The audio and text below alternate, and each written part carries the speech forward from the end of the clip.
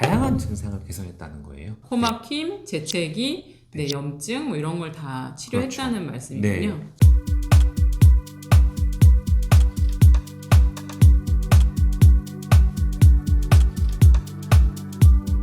안녕하세요. 바라기 한약사 최은수 김현수입니다. 네, 반갑습니다. 요새처럼 미세먼지가 많고 황사가 많을 때는 콧물 줄줄 흐르시고 비염 때문에 고생이 많으신데요. 혹시 비염인지 확인할 수 있는 마사지법이 있다고 하는데 어떤 거죠? 본인이 비염인지 아닌지 확인하는 법, 손가락 2개를 들고 네. 자, 여기 코 옆에 부비동이형 광대뼈 부분을 한번 이렇게 네. 눌러보세요. 네, 아프다. 네. 그러면 나한테 비염이 있구나 라고 생각하실 수 있고요. 코 옆에 이 광대뼈 부분이 부비동 부분인데 이 부분에 염증이 차 있을 경우에 비염으로 발전할 가능성이 높으세요. 그래서 이 부비동을 동그랗게 그리고 반대쪽으로도 콧대 위에 여기를 눌러주시면 시원하세요. 그리고 요거를 여기까지 이렇게 눌러주시면 이쪽 부비동이 막힌 게 풀리면서 비염 있으신 분들한테는 굉장히 좋은 마사지법입니다. 네, 실제로 네. 좀 한결 가벼워진 것 같아요.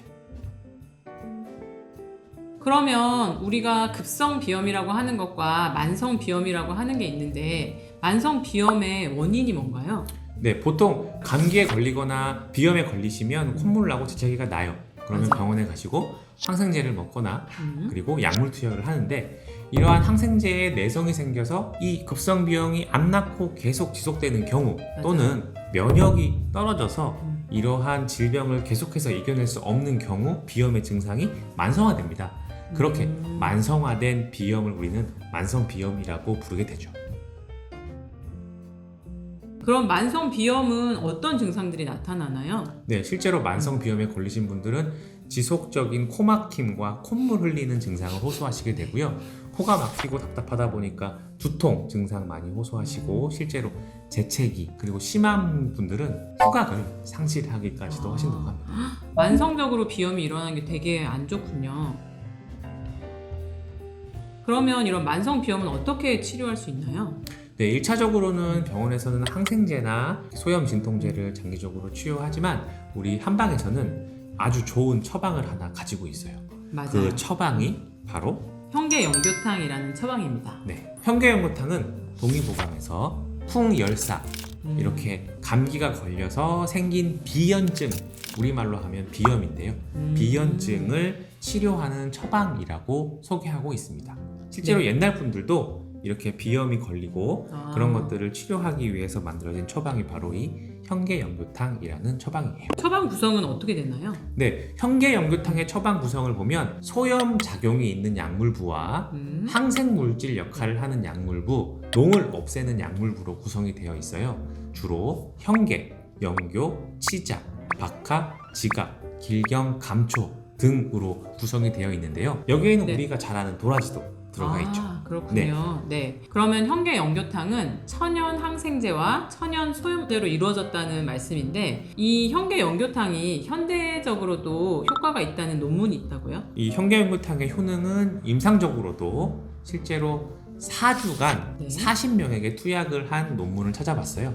이 4주간 현계연교탕을 드신 분들이 증상이 대부분 소실되었고 중요한 건 먹고 난 이후 8주 동안도 소실된 상태가 유지되었다고 해요. 그러면 2달 동안 거의 비염의 증상이 안 나타났다는 건데 되게 효과가 좋은 거네요. 네, 많이 개선되었고 중요한 건 앞서 설명드린 것처럼 천연 원료들로 이루어진 이 현계연고탕은 천연 소염제 항생제이기 때문에 장기간 복용하셔도 일반적인 항생제보다 내성이 적고 한 가지 처방으로 다양한 증상을 개선했다는 거예요. 코막힘, 재채기, 염증 뭐 이런 걸 다 치료했다는 말씀이군요. 네, 실제로 만성 비염을 일으키는 복합적인 증상을 치료할 수 있는 안전한 천연 한약이 현계연교탕이다라고 하는 걸 과학적으로 일부 검증을 해낸 거죠. 네. 그러면 이렇게 좋은 현계연교탕 복용은 어떻게 하나요? 저희는 보통 이렇게 과립제라고 하죠. 이렇게 떠먹을 수 있는 가루약 형태로 처방을 많이 해드리는데 네. 이 현계연고탕 같은 경우에는 성인 기준 하루에 3번 정도 네. 복용하시게 되고 증상에 따라서 양을 늘리거나 줄일 수 있는데 그 부분은 전문가분들과 한번 상의를 해보시는 게 좋습니다. 그럼 최소 며칠 정도 먹으면 효과가 좋을까요? 급성비염이 아닌 만성비염의 경우 1차적으로 2주 정도는 복용을 해보시는 게 좋고, 증상이 소실되더라도 현기연구탕을 1주에서 2주 정도는 더 복용하시는 것이 네. 증상 개선에 도움이 됩니다. 혹시 이거 먹을 때 주의해야 할 사항도 있나요? 만성비염인 경우 염증의 문제도 있지만 본인의 면역력 저하가 따라오는 경우가 상당히 많습니다. 이런 경우에는 현기연구탕과 함께 면역을 높여줄 수 있는 운동이나 보약 처방을 같이 복용하시는 걸 주로 추천을 많이 드리고요. 두 번째는 속이 차신 분들이나 면역력이 많이 떨어진 상태에서 이 약을 복용하시는 경우에 문제가 생기는 경우가 있어요. 그런 경우에는 찬물로 드시지 말고 따뜻한 물로 꼭 복용하시기를 제가 네. 권장을 드립니다. 그리고 당연히 드실 때 술은 안 되겠죠? 특히 염증이 있는 경우에는 술은 절대 금물입니다.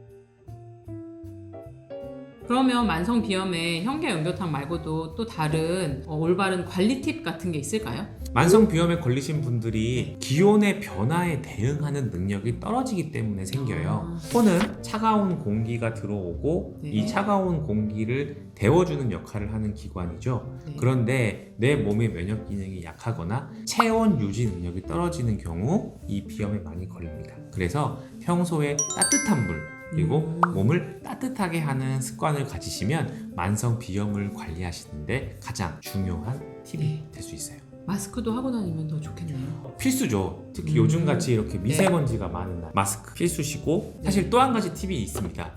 저희 도라지 캔디, 도라지로 만든 이 저희 도라지 캔디를 드시면 만성 비염 환자분들이 이게 뻥 뚫린다고 하세요. 좋은 팁입니다. 요새처럼 미세먼지 많은 날은 만성 비염인 환자분들은 정말 고생이 많으신데요. 네, 만성 비염 환자분들에게 좋은 현기연교탕에 대해서 오늘 알아봤습니다. 지금까지 자연으로 지키는 건강 아라게 한약사 김현수 최은숙이었습니다. 감사합니다. 구독과 좋아요 눌러주세요.